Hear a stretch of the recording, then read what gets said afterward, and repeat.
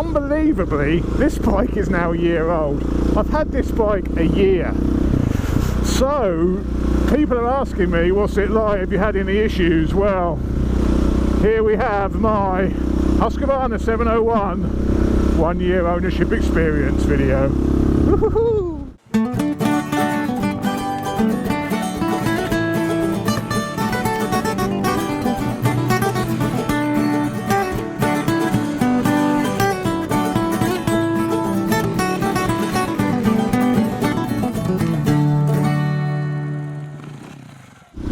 One year on after owning this bike, and I'm still absolutely in love with it. I'm absolutely in love with it. It's been everything I could have possibly hoped for and more in a bike. It's reaffirmed my absolute love for Supermoto. Well, first of all, how many miles has she done? I've done, I think, just over 4,500 miles now in that year of having this bike, which for someone who's got 2 bikes, that's quite a bit actually. That's much more than I've ever done before, which just goes to show how much fun this bike is and how much I enjoy riding it, because that is 4,500 miles of absolute pleasure. What's gone wrong with it in those 4,500 miles? Well, a couple of very minor things. Firstly, the first thing that went wrong fairly quickly after picking it up, and it's still wrong now, I've not bothered to fix it, that's how minor it is. It's got a very minor oil leak from the main front sprocket through the gearbox, a tiny oil leak which just leaves a little bit of wet residue on the front casing, on the side casing of the bike. It's no biggie, it's something I keep meaning to sort. You know, it is a warranty thing, they will do it under warranty. I did actually take the bike back to the dealer to have it fixed, and they said they couldn't find a problem, which was really rather annoying. But it can be fixed, I need to get it sorted.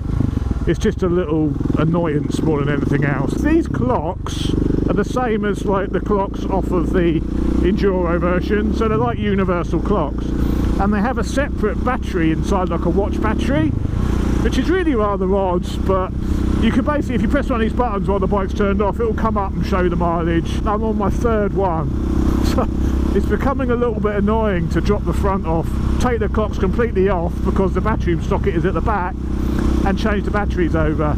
Now they are not covered under warranty, those little batteries. They're only a couple of quid, it's no hardship. But I know 2 other people with these bikes and no one else has had to replace them in the time of ownership. It's just me, so bit of an odd one. But that is really the only 2 things which have physically gone wrong with the bike in a year. Everything else has been absolutely perfect.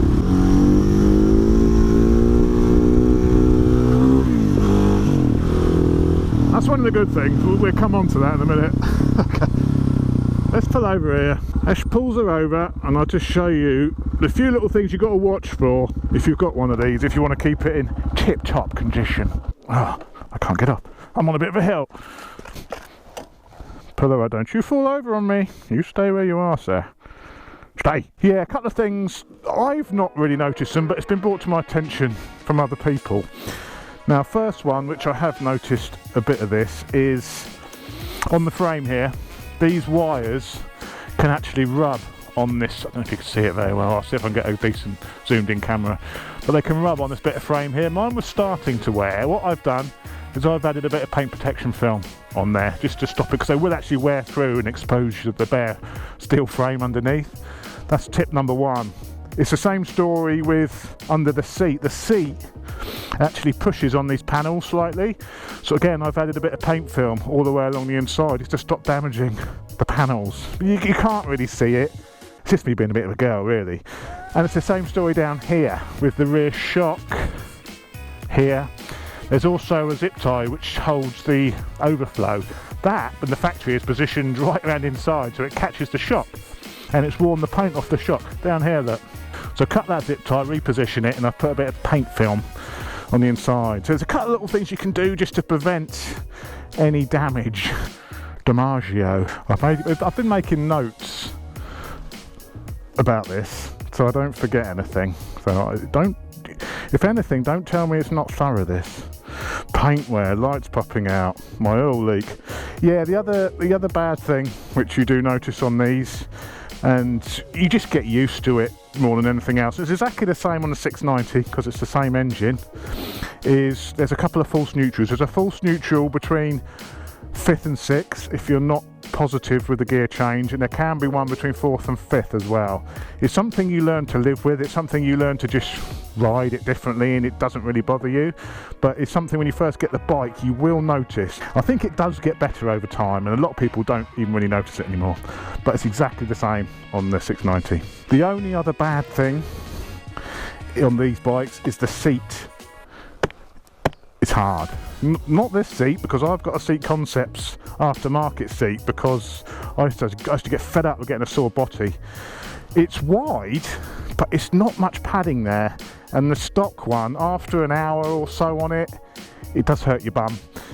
Again, it gets better as the bike's bedded in and the seat softens slightly, but my recommendation would be an aftermarket one like this. It's much softer, it's spec to your weight, it fixes any body related problems.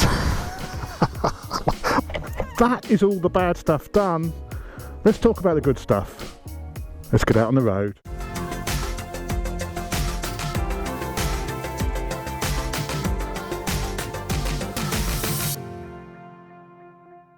The good stuff about this bike.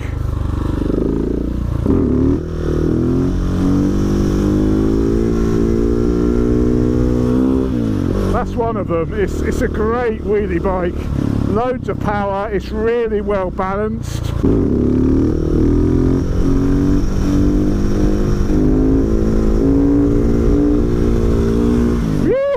Where I live is full of lanes like this, which is absolutely perfect for this bike.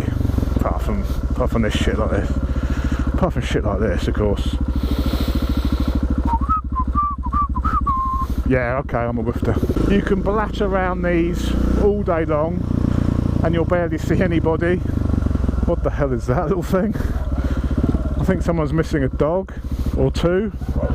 Jesus Christ. Yeah, alright doggies, see you later, yeah? So you can blat around these little lanes like this, hardly see anyone, do wheelies, misbehave a little bit, and there's no police, you're not upsetting anybody. This is what you got to watch out for down these sorts of lanes. Great big tractors. This bike handles like a dream. It's just corny as hell, but it really does. I was on track on this last week. I was passing sports bikes, all sorts. Knee down on this almost every corner, no problem at all. It's absolutely fantastic, and I love these Conti Attack tyres, which this comes with standard.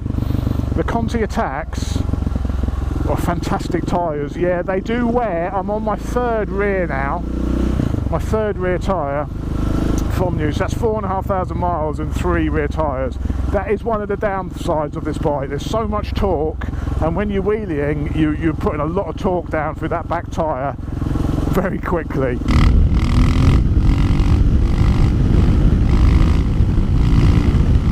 These things sip petrol, which I absolutely love. Coming from a sports bike, I'm used to spending 25-30 quid if I'm going out for water on the road. I take this out for Sunday morning, I'm like 6 or 7 quid.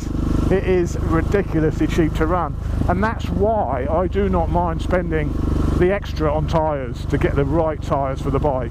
The brakes are also absolutely amazing on this bike. The feel and power from the front brake is incredible. Like again, that's a fly in the face. When I was on track, I was out braking sports bikes on this.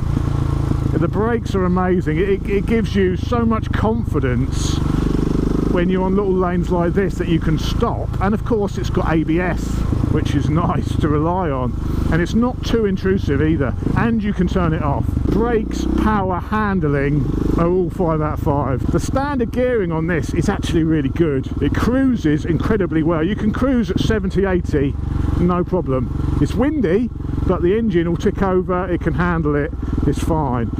But because I do lots of this sort of riding on these sorts of roads, I don't really go on motorways on this. If I've got a longer trip, I'll take something else. I'll take the Blade. I've still got it, by the way. I'm not selling it, by the way. Well, that's another video. But so if I'm on a longer, so this, I want something which gives me maximum fun down these little roads like this.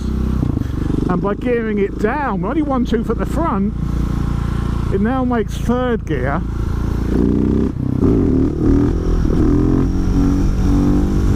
Oh, drifted. Makes third gear wheelies like second gear wheelies. Second gear if you want tall wheelies. Oh!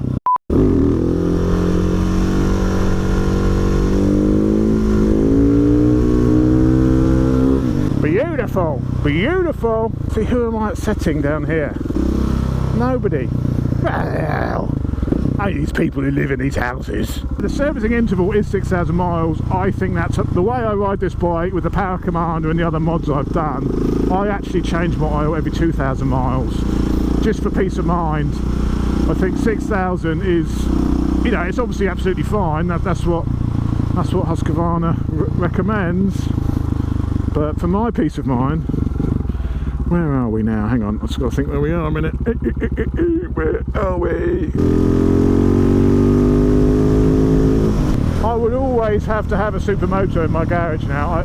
Oh, nearly had the birdie. I couldn't live without this sort of bike, and because of where I live, because of the roads I have around here, I mean, look at it around here. It is the perfect bike. Absolute perfect bike. I would recommend Supermoto for everybody. Supermoto for everyone! But then the trouble is, these little lanes will be getting rather busy and there'll be lots of police then going down them. So don't get Supermotos yet. Just let me have Supermotos so I can go out and enjoy it before everyone starts doing it and it's ruined.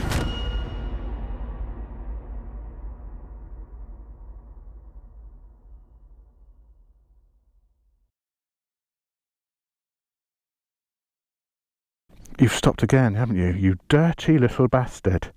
And then want a Hero 4 black. Yeah, if you want it, it's going to be in those bushes in about 5 minutes.